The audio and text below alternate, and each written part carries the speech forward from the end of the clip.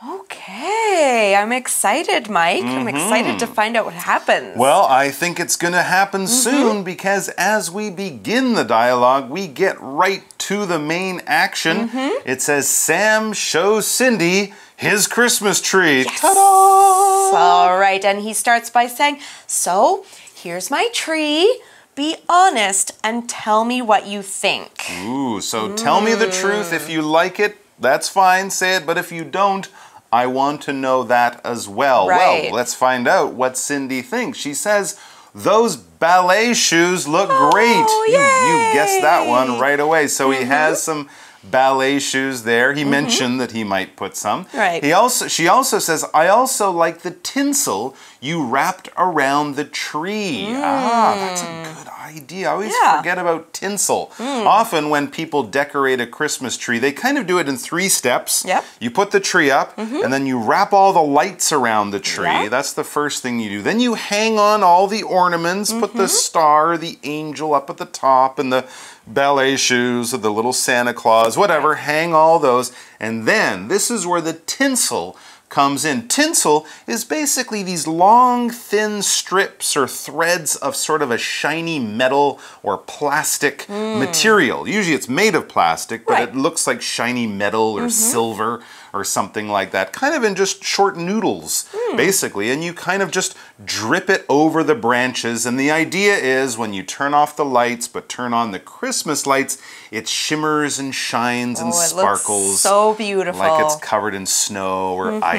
Or it's just really, really lovely. It's sort of like putting those final few nuts on top of your cake. It won't change anything, but it'll give it that extra special look. That's what we call tinsel. And so, of course, he's put some tinsel on the tree, and it looks great. He's wrapped it around the tree. Oh, sometimes they have these like long snakes. Tinsels, it's like a long snake of tinsel, and you wrap it around. That's actually easier to put on than the short little tinsels. And your cats won't eat it. Well, they will try, but they will. Sometimes cats eat tinsel, and then you find the tinsel in the poop. Okay, well, we don't have to worry about that. No. Let's find out what we mean here by they've wrapped the tinsel around the tree, or Sam's wrapped the tinsel. So to wrap is a verb, and it means to put something over another thing or around another thing so that it covers it fully or partly. Now here, the tinsel won't cover the whole tree. It'll just go around the tree. All the way around. All the way around, and it'll give parts of the tree a really nice look, right?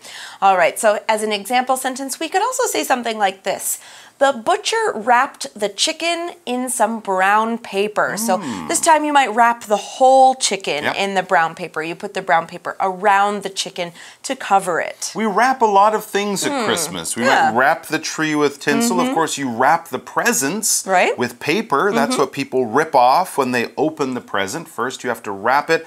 And of course, when you see your Aunt Gertrude, you have to wrap your arms around her in a nice hug. So we'll also use wrap to talk about hugging someone. So in all these situations, it's a little different, but the idea is we're putting something around something else. So she loves the tinsel. She's noticed the ballet shoes. And then Sam, he points out something else that he wants her to notice or pay attention to. He says, did you notice these tiny stockings? Ah, he's put little stockings on the tree. Now that has something to do with ballet.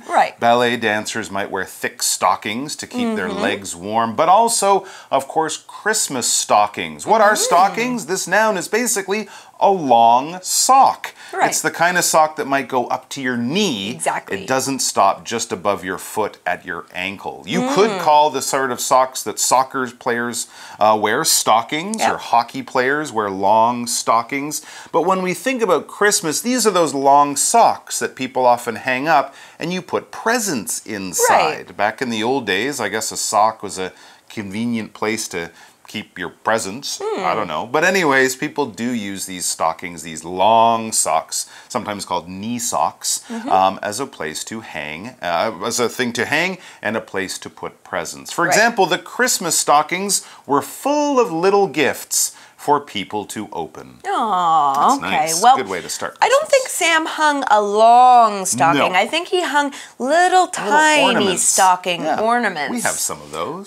Now, here's a good question. Cindy asks, No, why did you choose those decorations? Yeah, why the stockings, especially little mini ones that aren't for putting presents in? All right, so Sam explains, they're for my baby cousins. I will fill the stockings with little toys. So his baby cousins, one of his cousins had a kid or something like that, or maybe an aunt and uncle have some young children. These are his cousins. They're members of his family. So he's going to put presents in the little stockings. Little presents for little babies in the little stockings. That's so cute.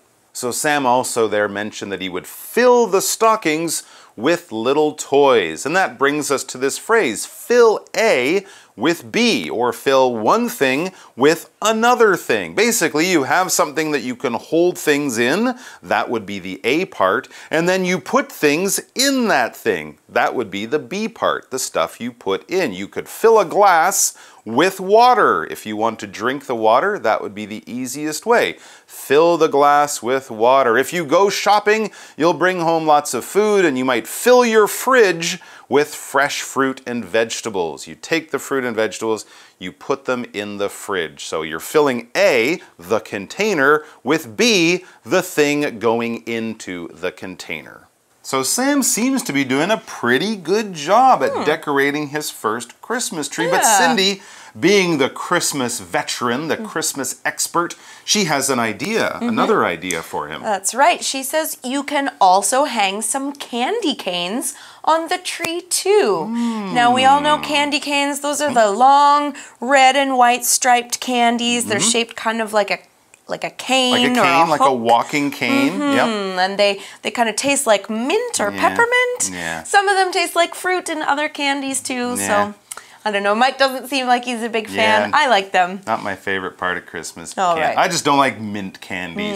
But they're very pretty and they look very nice. On the tree, hanging on a tree, that's for sure. So candy canes, there's an idea that Sam had not thought of, but he likes the idea. That's why he says, I think you're on to something. They will love that. If you're on to something, that basically means that's a good idea. Maybe it's not the best and most perfect idea, but it's leading you off towards a good idea. Hey, I think you're on to something. Hey, that's not a bad idea. And then you can just make it grow into something really special. There you go. Take that idea and run with it.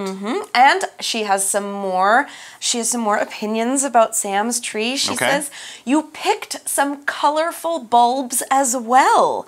Now, of course, we talked about the Christmas lights on a tree. And of course, this bulb here, this noun, is the glass part of an electric light. Now, the glass can come in many different colors, which you can often see with Christmas lights. Christmas lights are often red, yellow, blue, green. Sometimes they flash on and off. Sometimes they stay on. But they always make a tree look much more beautiful. That's right. And of course, we don't just use that to talk about lights on a Christmas tree. Your reading lamp, your kitchen light, the light in the bathroom, all of those things use bulbs of different shapes and sizes and power and all that kind of stuff. So those are all bulbs, or often actually we would say light bulbs. That's right. Because there you go. All right, here's an example sentence using the word bulb. I think the bulb in the kitchen is broken. Can you go buy a new one? That might be one of those long ones. Right. Yeah. Okay, so there you go. And it also says the glowing night lights will look beautiful at night. This must be Cindy giving him a good reason to put the lights on the tree. Of course, they'll look beautiful at night. And yes, that's a very good point. The lights on a Christmas tree are never very bright. They won't hurt your eyes. You probably won't even be able to read a book if you stand near them, because these lights are not shining, they're glowing. Now notice I said there that these lights aren't shining, they're glowing. Generally, to shine is to put out quite a powerful light. If you're reading a book, you would definitely want a lamp or a light that's shining on the pages of your book so that you can see the words. But glowing is a much softer light, okay? It's more like a candle light, something like that. If you've ever tried to read a book next to one candle, you'll realize that's not a lot of light, because that candle, that one flame is glowing. It's a very soft light. The moon at night is glowing. The sun shines, the moon might glow because it's a much softer, gentler light that looks very pretty, but is not super useful to see things clearly. For example, each table in the restaurant was lit by a glowing candle. Very soft, romantic, kind of dark, but that's okay. It's a restaurant. Oh, okay, so some glowing lights for the tree. Very nice. That's good advice. Sam says, thanks, but I still feel like something is missing. He's looking at his tree, he's got his decorations, he's got some lights, he's got some tinsel, but he's forgotten something. That's right. And Cindy maybe also didn't notice it right away, but then she does. She says, you're right. Now she's realized what the problem is. You're right, you're correct. And then she says, you forgot the most important decoration, a tree topper. Oh. A tree topper. I've never heard this expression, but I can guess what it is. It goes on top of the tree. It's the ornament that goes on top of the tree at the highest point of the tree. But Sam is determined to get himself a tree topper. He wants the best Christmas tree ever. So what's he going to do? He says, I guess I'll have to buy one at the thrift store. Back to the store we go. But he might not have to because Cindy seems to have a little bit of a save for him.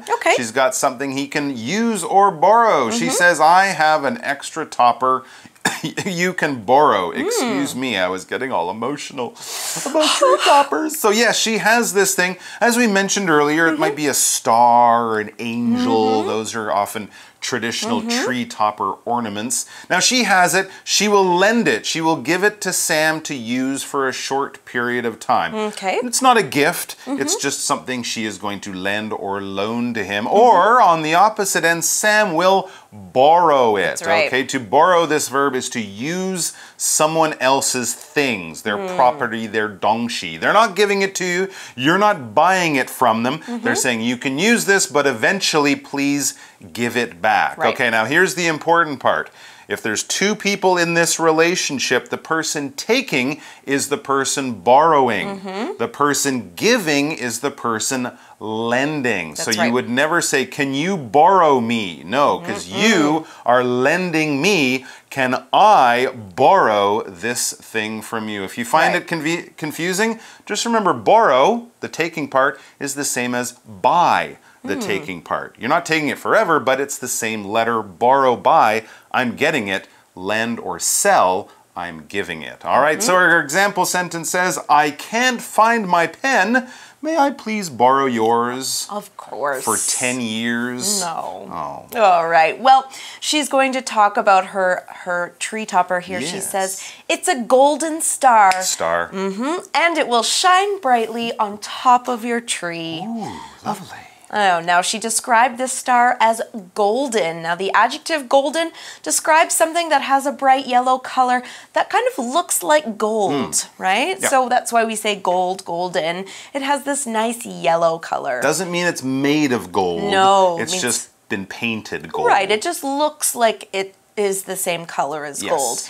As an example, we could say the afternoon sun bathed the park in a golden light. Oh, yeah, when the sun's going down, it kind of changes from a white or a yellow to kind of that softer. 5 to 6 o'clock, it glows in a golden light. So there you go. So Sam is really happy now. His tree is complete. He didn't have to go back to the thrift store and spend more money. So that's why he says to Cindy, you're a lifesaver. How can I ever thank you? Of course, she didn't really save his life. It just means someone who helped you out in a very difficult situation, saved you from a lot of extra trouble. It's also our pocket phrase go. So let's check out lifesaver.